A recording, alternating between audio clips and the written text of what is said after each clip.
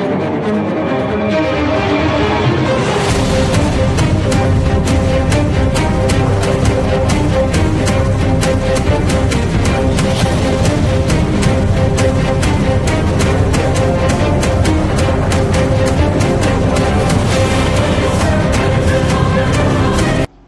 dédé àsìkò yìí ẹ káàbọ̀ síkànnì amóhùnmáwòrán BGI TV ìròyìn eré ìdárayá ló dé sétí gbọ̀nyìn ká tó mú ìròyìn eré ìdárayá náà wá sí etí gbọ̀nyìn lẹ́kùnrẹ́rẹ́ ṣáájú ẹ má gbàgbé láti darapọ̀ mọ́ wa lójú òpó ìkànnì abánidọ́rẹ̀ẹ́ Facebook gbàgede ìmọ̀ with Aláwìyé Adébáyọ̀ lórí Instagram gbàgede ìmọ̀ _22 lórí YouTube bàbá gbàgede ìmọ̀ TV là ń jẹ́ lórí YouTube ẹ má gbàgbé láti subscribe láti máa rí àwọn ìròyìn wa àti àwọn ètò àwọ̀ lọ́lọ́kọ̀ òjọ̀kan bí a bá ṣe múlẹ̀ bákan náà lórí ẹ̀rọ ayélujára TikTok bàbá gbàgede ìmọ̀ là ń jẹ́ lórí TikTok àyè ṣí sílẹ̀ fún ìpolówó ọjà níkànnì amóhùnmáwòrán BGI TV ìròyìn eré ìdárayá náà rèé lẹ́kùnrẹ́rẹ́ Samuel Owóyẹmí lórúkọ tèmi.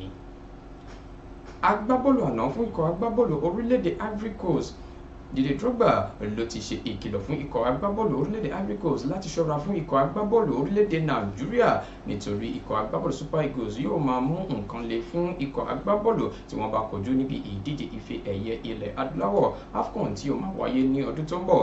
Ikọ̀ agbábọ́ọ̀lù orílẹ̀-èdè Nàìjíríà Super Eagles ni wọ́n ti kó pọ̀ sínú ìsọ̀rí A Group A pẹ̀lú àwọn ikọ̀ agbábọ́ọ̀lù orílẹ̀-èdè bíi orílẹ̀-èdè olùgbàlejò Ivory Coast, orílẹ̀-èdè Equatorial Guinea àti Guinea-Bissau. Bákan náà ikọ̀ agbábọ́ọ̀lù Super Eagles ni wọn yóò máa kojú ikọ̀ agbábọ́ọ̀lù orílẹ̀-èdè Ivory Coast ní ọjọ́ 18 oṣù kìíní ọdún tó ń bọ̀ lórí pápá ìṣeré Ouattara ní ìlú Abidjan.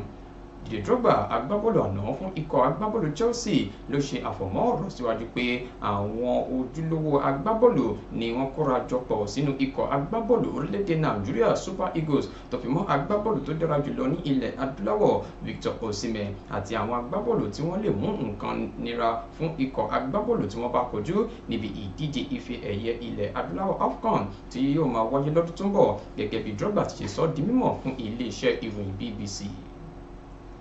Agbábọ́ọ̀lù tó ti gba ife ẹ̀yẹ àgbáyé orí ọmọ orílẹ̀-èdè France Laurent Blanc ló ti sọ̀rọ̀ ìgbàgbọ́ pé ọmọ orílẹ̀-èdè Nàìjíríà Victor Osimhen ló ti wà láàrin àwọn agbábọ́ọ̀lù ògo àgbáyé.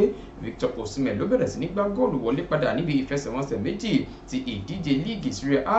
Bákan náà ni agbábọ́ọ̀lù tó jẹ́ agbábọ́ọ̀lù tó dára jù ní ilẹ̀ adúláwọ̀ ló ti gbá góòlù kan wọlé níbi ìfẹsẹ̀wọnsẹ̀ kojú ikọ̀ agbábọ́ọ̀lù Braga níbi ìdíje UEFA Champions League.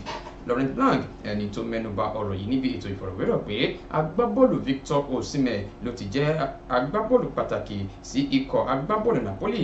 Bákan náà àyè ṣì wà nílẹ̀ fún agbábọ́ọ̀lù náà láti máa dàgbàsókè láti dúró pẹ́ láàrin àwọn agbábọ́ọ̀lù ògo àgbáyé. Blanc ló ti gbá bọ́ọ̀lù tẹ́lẹ̀ rí fún ikọ̀ agbábọ́ọ̀lù Napoli àti ikọ̀ agbábọ́ọ̀lù Barcelona lórílẹ̀-èdè Spain. Agbábọ́ọ̀lù ọmọ orílẹ̀-èdè Brazil Neymar Jr. ní ìròyìn ti sọ di mímọ̀ pé yóò máa pàdánù ìdíje Copa America ti ọdún 2024 èyí tí yóò máa wáyé ní orílẹ̀-èdè United States gẹ́gẹ́ bí dókítà fún ikọ̀ agbábọ́ọ̀lù orílẹ̀-èdè Brazil Rodrigo Lasman ti ṣe fi ìdí ọ̀rọ̀ náà múlẹ̀ lọ́jọ́ ìṣẹ́gun àná. Agbábọ́ọ̀lù Neymar Jr. ẹni ọdún 31 ló ti ní ìfarapa ṣáájú níbi ìfẹsẹ̀wọnsẹ̀ kòmẹ́sẹ̀yọ kojú ikọ̀ agbábọ́ọ̀lù orílẹ̀-èdè Uruguay tó gbá lórúkọ ikọ̀ agbábọ́ọ̀lù orílẹ̀-èdè rẹ̀ Brazil lóṣù kẹwàá ọdún yìí. Ìfarapa náà ló la iṣẹ́ abẹ lọ lẹ́yìn ọ̀sẹ̀ méjì. Ìdíje Copa America ni yóò máa gbìnàyà ní 20 oṣù kẹfà wọ ọjọ́ 14 oṣù keje ọdún tó ń bọ̀. Bákan náà ni dókítà Rodrigo Lasman sọ di mímọ̀ pé ó ti yájú láti máa sọ pé agbábọ́ọ̀lù Neymar Jr. yóò máa bá àwọn akẹgbẹ́ rẹ̀ kópa níbi ìdíje Copa America lọ́dún tó ń bọ̀ torí ìfarapa rẹ̀ yóò dá jókòó fún ọjọ́ pípẹ́ àti pé èròǹgbà wọn ni pé agbábọ́ọ̀lù náà yóò máa gbáradì láti padà sórí pápá nínú oṣù kẹjọ ọdún tó ń bọ̀. Aṣọ́lé goalkeeper obìnrin fún ikọ̀ agbábọ́ọ̀lù orílẹ̀-èdè England Mary Earps ni wọ́n ti fún ní àmì ẹ̀yẹ BBC eléré ìdárayá tó dára jùlọ fún ti ọdún 2023 láti fi kún àwọn àmì ẹ̀yẹ tó ti gbà sẹ́yìn nínú ọdún yìí tó fi mọ́ àmì ẹ̀yẹ tó gbà níbi ìdíje ife ẹ̀yẹ àgbáyé World Cup ti àwọn agbábọ́ọ̀lù obìnrin tó wáyé lórílẹ̀-èdè New Zealand àti Australia lọ́dún yìí. Aṣọ́lé Mary ló fi ọwọ́ rọ́ àwọn eléré ìdárayá méjì sẹ́yìn láti gba àmì ẹ̀yẹ náà. Bákan náà ni ìgbésẹ̀ yìí jẹ́ kí aṣọ́lé náà jẹ́ agbábọ́ọ̀lù keje àti aṣọ́lé goalkeeper àkọ́kọ́ tí yóò máa gba irúfẹ́ àmì ẹ̀yẹ náà nínú ìwé ìtàn ọdún 70.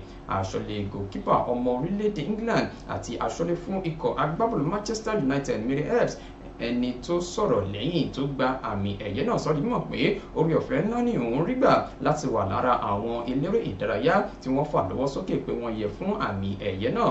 Bákan náà ló dúpẹ́ lọ́wọ́ gbogbo àwọn tó ti kópa pàtàkì nínú ìrìn àjò ayé rẹ̀ dé ibi tó dé lónìí lágbo bọ́ọ̀lù aláfẹsẹ̀gbá. Akọ́nimọ̀ọ́gbá fún ikọ̀ agbábọ́ọ̀lù Chelsea Mauricio Pochettino ló ti ṣe ìkìlọ̀ fún àwọn olólùfẹ́ ikọ̀ agbábọ́ọ̀lù Chelsea láti má di ẹrù pa agbábọ́ọ̀lù ọwọ́ iwájú Christopher Nkunku bí ẹ kò bá gbàgbé pé agbábọ́ọ̀lù yìí ló ṣẹ̀ fi ẹsẹ̀ kan bọ́ọ̀lù fún ikọ̀ agbábọ́ọ̀lù Chelsea fún ìgbà àkọ́kọ́ níbi ìfẹsẹ̀wọnsẹ̀ kojú ikọ̀ agbábọ́ọ̀lù Newcastle èyí tó wáyé lálẹ́ àná níbi ìdíje Carabao Cup.